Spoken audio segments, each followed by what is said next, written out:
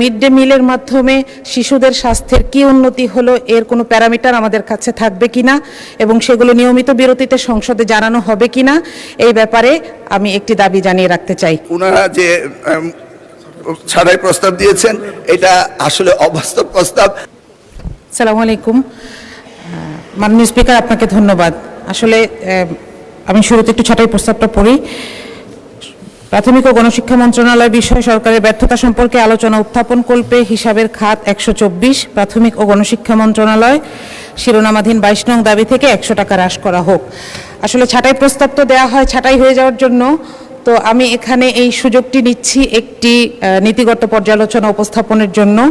সেটি হচ্ছে যে প্রত্যেকটি বিষয় শিক্ষা মন্ত্রণালয় সহ প্রত্যেকটি বিষয়ে আমরা একটি ব্যাপারে ধারণা শুরু করতে পারি কিনা, সেটা হচ্ছে ভ্যালু ও রেজাল্ট বেসড বাজেটিং, যেখানে আমরা বরাদ্দটা দেখব যে ফলাফলের বিপরীতে হবে, অর্থাৎ এত টাকা খরচ হবে, এর বদলে ভাষাটা হবে এরকম যে এই লক্ষ্য অর্জিত হবে।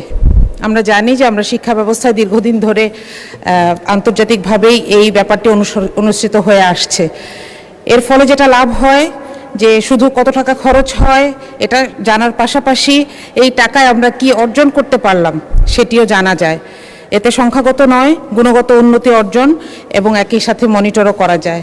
যেমন আমি প্রাথমিক ও গণশিক্ষার একটি প্রকল্প নিয়ে কথা বলতে চাই, সেটি হচ্ছে একজন শিক্ষক একটি ট্যাব, অথবা যদি আরেকটি নিয়ে বলি যে মিড ডে মিলের যে কাজটি করা হচ্ছে সেখানে আসলে এর মাধ্যমে শিক্ষার মান কতটুকু উন্নত হলো এটার কোনো মনিটরিং আমাদের কাছে থাকবে কিনা, আমরা জানতে পারবো কিনা, কিংবা মিড ডে মিলের মাধ্যমে শিশুদের স্বাস্থ্যের কি উন্নতি হলো এর কোনো প্যারামিটার আমাদের কাছে থাকবে কিনা এবং সেগুলো নিয়মিত বিরতিতে সংসদে জানানো হবে কিনা এই ব্যাপারে আমি একটি দাবি জানিয়ে রাখতে চাই। মাননীয় স্পিকার, আপনাকে ধন্যবাদ।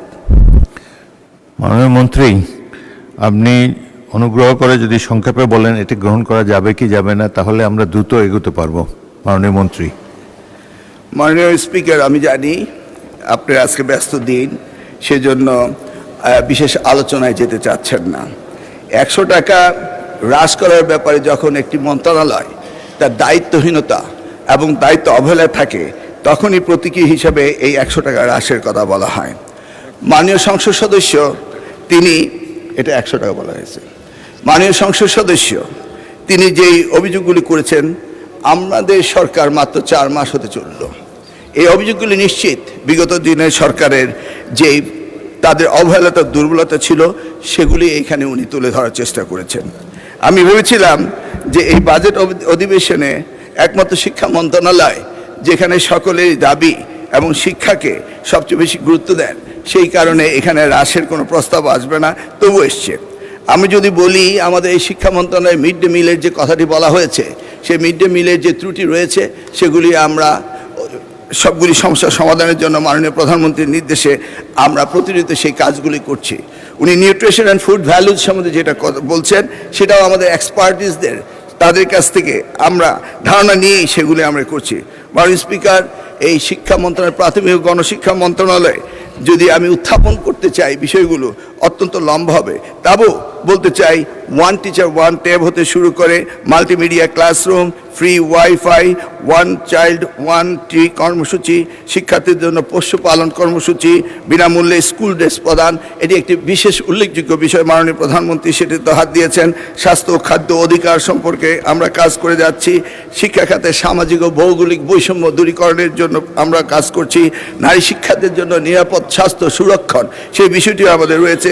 সার্বজনীন প্রাথমিক শিক্ষার সুযোগ নিশ্চিতকরণ ক্রিয়া আমরা ক্লাস 4 থেকে। মাননীয় মন্ত্রী, এত তো বলে নাই মাননীয় সদস্য।